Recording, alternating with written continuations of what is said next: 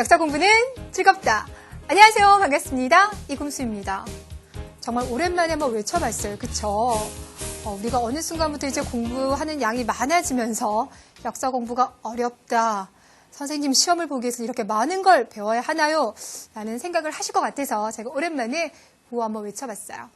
자, 특히나 여러분들 우리가 판서에서 막 이렇게 써서 공부하는 것보다 오늘 같은 사진 특강 보면요. 공부가 좀 더 쉽고 재미있죠. 그쵸? 자, 오늘은 어느 시대를 이제 여행합니까? 바로 고려시대입니다. 여러분들 고려시대 하면 머릿속에 혹시 떠오르는 이미지가 있을까요? 여러분이 보통 이제 이미지다 그러면요. 책에서 본 거 아니면 드라마에서 본 거일 텐데요. 팔만대장경. 책에서 좀 많이 보신 것 같아요. 그쵸? 목화솜. 들어본 것 같습니까? 자, 바로 그 고려에 대한 공부를 앞으로 모두 6시간 동안 하게 될 겁니다. 자, 그중에 일단 오늘 첫 번째 사진 특강.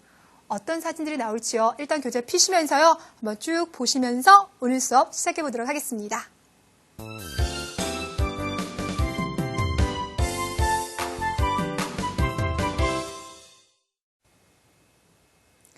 자, 먼저 우리 앞으로 6시간 동안 공부할 고려시대 연표부터 살펴봐야 되겠죠? 자, 고려는 언제 건국되었습니까? 바로 918년. 궁예가요, 너무 난폭한 정치를 하는 바람에 신하들에 의해서 쫓겨났죠. 그렇죠? 자, 그리고는 왕건이 고려를 건국합니다. 자, 이 나라는요, 약 470년간 유지되다가 1392년, 다 함께 해주세요. 1392년 조선이 건국되면서 역사 속에서 안녕하게 됩니다. 자, 이 470여 년 동안 고려가 있었을 때요, 왕은 모두 몇 분이 계셨냐면요, 34분입니다. 그걸 달달 외울 필요는 없지만 470년 동안 33분, 느낌은 좀 잡아주시면 좋겠죠. 그쵸? 자, 근데 여러분이 왕이라고 생각하고요. 우리 나라 건국하면서 고민 한번 해봅시다. 나라 이름 짓는 거예요. 그쵸? 부모들이요, 아이를 낳으면 어떤 이름을 지어줄까 정말 고민 많이 하잖아요. 아마 고려의 왕건도 정말 고민을 많이 했을 겁니다. 그리고 고려라는 이름을 지었는데요.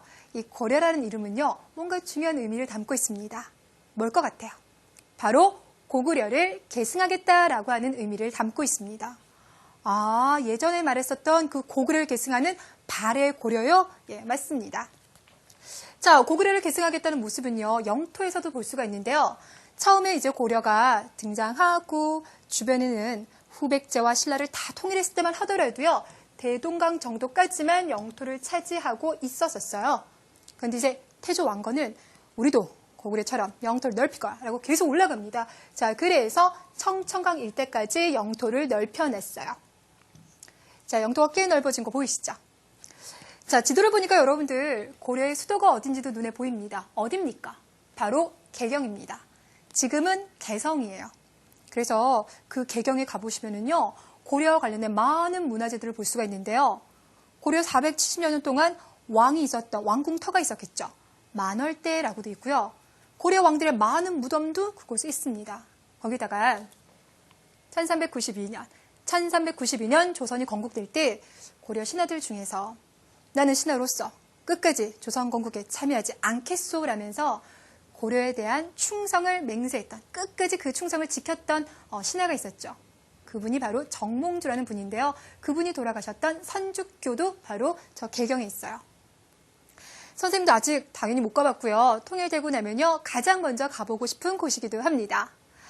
자, 그럼 우리 지금부터 이제 본격적인 사진들을 보게 될 텐데요. 선생님이 두 가지 주제로 나눠서 고려 사진들을 준비해봤습니다. 그중에 첫 번째는요, 고려가 어떻게 발전했는지 그 발달 과정과 관련된 사진들 준비했습니다.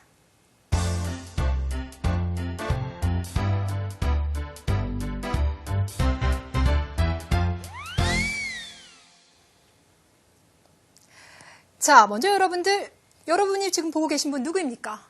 태조 왕건입니다. 그렇죠? 고려를 세우신 분인데요.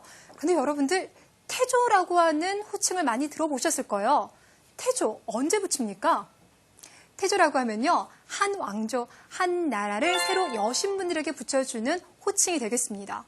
자, 그래서 고려를 세운 분은 태조 왕건이고 조선을 세운 분은 태조 이성계죠.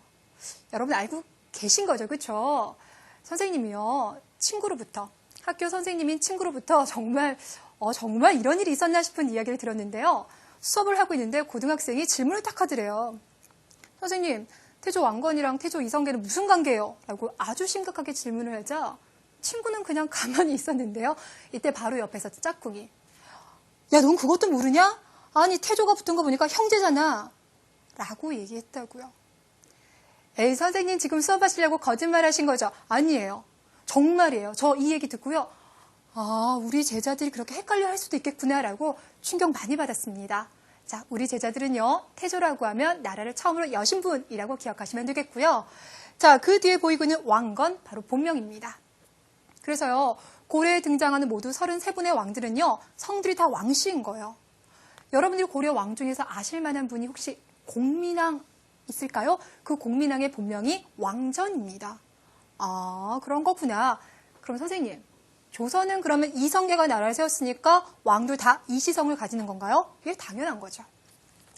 자, 그럼 이제 우리는 이분이 도대체 나라를 어떻게 세우고 어떻게 해서 우리 지난번에 배웠었던 후삼국을 통일했는지 이야기부터 한번 해볼게요. 일단 궁예와 왕건의 관계는 알고 계시죠? 그렇죠? 그의 나이 20살 때 궁예 밑으로 들어갑니다. 그래서 장수가 되어서 궁예가 영토를 넓히는 데 크게 기여를 해줘. 하지만 궁예가 자꾸 미륵불이라고 하면서 난폭한 정치를 펼치다 보니 신하들이 그를 몰아냅니다. 자, 그리고는 왕건이 후 고구려가 아닌 고려를 세우게 되는 겁니다. 자, 근데 여러분들 왕건이 세운 고려가 있어요. 견훤이 세웠던 후백제가 있어요. 그리고 신라도 아직 힘은 약하지만 여전히 있잖아요. 후 삼국시대 맞는 거죠. 그렇죠? 그럼 어떻게 해서 왕건은 이 상황을 다 정리를 했을까요? 자, 일단 신라 같은 경우는요, 너무 힘이 약해져 있는 상황인데요. 특히나 견훤이 너무 공격을 많이 해요. 그래서 신라 왕이 돌아가신다라고 하는 이야기 제가 해드렸죠. 자, 그러다 보니까 신라 마지막 왕은 차라리 가만히 있다가 후백제의 공격을 받아서 나라가 멸망하느니 이 나라를 고려에게 바치는 것이 낫겠다라고 합니다. 그래서 항복을 해요. 자, 이렇게 해서 신라가 항복을 해오니 남아있는 건 누구밖에 없어요. 예, 견훤이 이끄는 후백제밖에 없습니다. 그런데 이때 후백제에서 큰일이 벌어졌어요. 견훤에게는 아들이 모두 넷이 있었대요. 그 넷 중에서 첫 번째 아들부터 세 번째 아들까지는 첫 번째 왕후에게서 낳게 되고요. 넷째 아들은 둘째 부인에게서 낳게 되는데 보통 우리 제자들이 생각해